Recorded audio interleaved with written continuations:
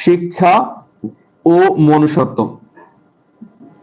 সবার আগে যে এটা পড়বা শিক্ষা ও মনুষ্যত্ব, সবার আগে কোনটা পড়বা বলতো? শিক্ষা মনুষ্যত্ব। একদম এক নাম্বারে এটা পড়বা সৃজনশীলের জন্য। এখন যা যা বলতেছে গদ্য সৃজনশীলের জন্য। 2 নাম্বার হচ্ছে বই পড়া। 2 নাম্বার কোনটা পড়বা? বই পড়া। মনে রাখবা এই দুইটা হচ্ছে এমন ইম্পর্টেন্ট, হয় এটা থেকে সৃজনশীল আসবে নয়তো এটা থেকে সৃজনশীল, একটি মাস্ট এখান থেকে আসেই। দেখবা এবার যত বোর্ড পরীক্ষা 2024 সালে সব গণহারে দেখবা বই পড়া থেকে আসছে, প্রায় গণহারে সব বোর্ডে আসছে।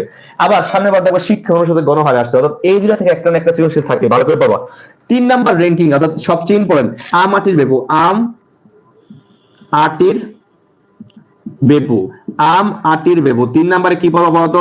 আম আটির বেপু 3 নাম্বার। আমি যে সিরিয়াল করেছি এগুলো হচ্ছে সৃজনশীলের জন্য কোনগুলো সবচেয়ে বেশি ইম্পর্টেন্ট, তোমরা সৃজনশীল এগুলো দ্রুত ভালো করে পড়বা, বোর্ড কোশ্চেন গুলো সব শেষ করে ফেলবা। 3 নাম্বার। 4 নাম্বারে এসে তুমি কোনটা পড়বা? নিম গাছ। 4 নাম্বারে কোনটা পড়বা বলতো? নিম গাছ। যাদের বই আছে এটা লিখে ফেলো, মানে যাদের বই আছে